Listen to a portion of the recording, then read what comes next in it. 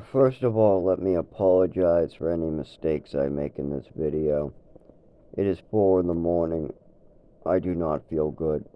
My GI is swollen, my kidneys hurt. It's been 25 years of shaking and getting tased by a neurological disorder. I have stomach issues, and now I have to get it to work by 7 a.m. My coworker quit, so I'm doing a 7 to 8 today, a 13-hour shift, and I have to be ready 3-4 hours ahead of time if I want to even be able to stand up or walk. So I had to get up at 3 a.m. And I just got finished getting sick, so hopefully finish. Anyways, I have a make you think video for everybody that is, I think, important to understand. I want everybody to remember back to the Cuban Missile Crisis, what started the Cold War. What started the Cold War?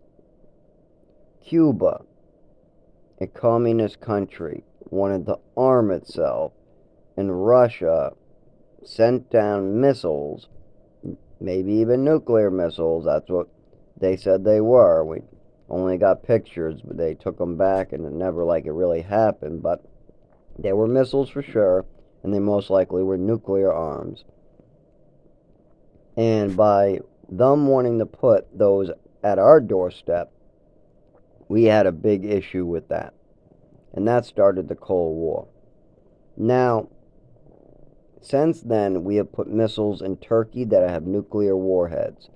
We've sent countries around Russia missiles, warheads, and other weapons. We're also arming Ukraine, who is actively using these weapons against Russia.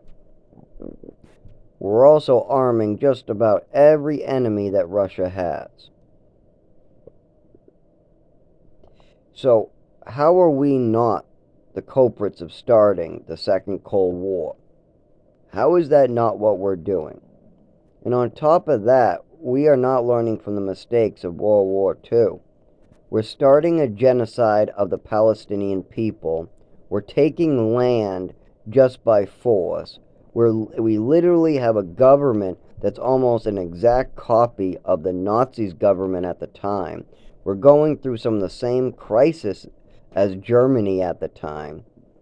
And on top of that, we might even have a former great-grandkid of a Nazi running for president as well. I'm not even kidding. We might somehow have Hitler's grandson running for president.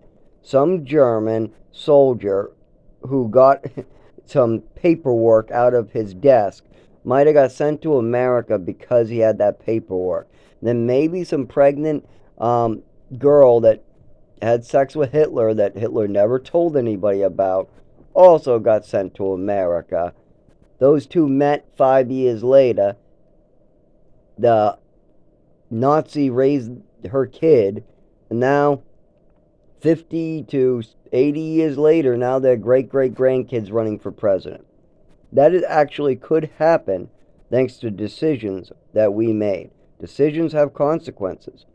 If you want to let a bunch of former Nazi criminals run around free in your country having babies, well, they also are allowed to get into politics down the line, and their rhetoric will be passed down. So we are literally repeating several mistakes that we've already made or other people already made.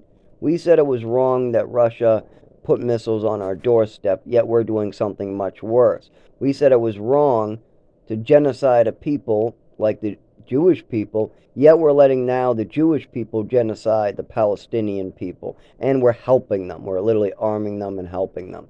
And don't forget, we are part of this. We are literally bringing our missiles and weapons to other countries and bombing children and women. I've seen the videos of our bombs drop on children and women.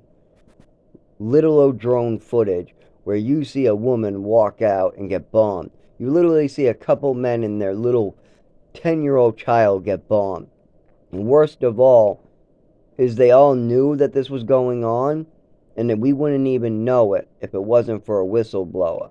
And that whistleblower is sitting in jail for letting us know what our government was doing behind our back. And that's the funny part about it.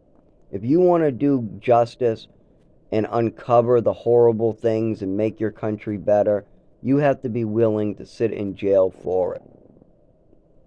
If you find out something, or if you work for the government and you come across some file, even if you don't work for the government and you come across a file, and you release it to do good, because that's the only way that the people are going to vote to fix and hold those people accountable, like the CIA. That's the only way it gets done, is by a whistleblower coming out with it. There are so many operations that went unspoken about until too long, like Operation Northwoods.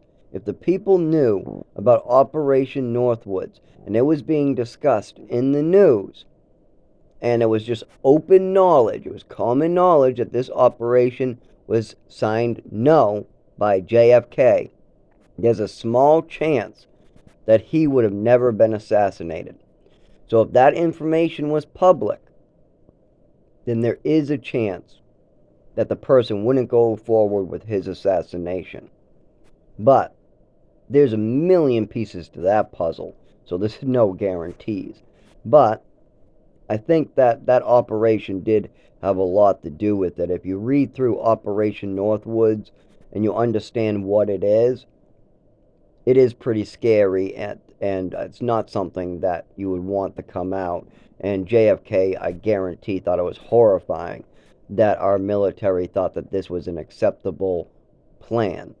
That one way to invade Cuba and stop everything was to fake an attack on Florida, kill a bunch of our own Americans by using a bunch of Americans who look like Cubans, and then send a bunch of soldiers in Cuba, like literally our whole military, just send the whole Army, Navy, all of it to Cuba and annihilate them. And that was the plan of Operation Northwoods. It's a lot more wordy than that, and you really got to spend a long time understanding it. YouTubers help. I started with YouTubers, then I read some articles, and then I actually read the declassified paper. It was so hard to understand, but after a couple times, oh yeah, it makes sense. And the reason why they wanted to do this is because it's the quick, cheapest, and easiest way to stop any other country from making their own decisions. Cuba wants to put missiles on their land. Okay, let's just get our military and navy and bomb the shit out of them and take it over. That's the easiest plan for our military. Let's just annihilate them. But the people won't go for that. So, instead, they have to hurt us, twist the story, and get us on board. And JFK signed no on that, and then when he was assassinated, that came out in the investigation of his death. And then it wasn't released until the Freedom of Information Act passed. What they fought us tooth and nail to pass, by the way. I think it was in 2003 that passed. So before that, we had no freedom to find out any information about the things our government was doing behind our back.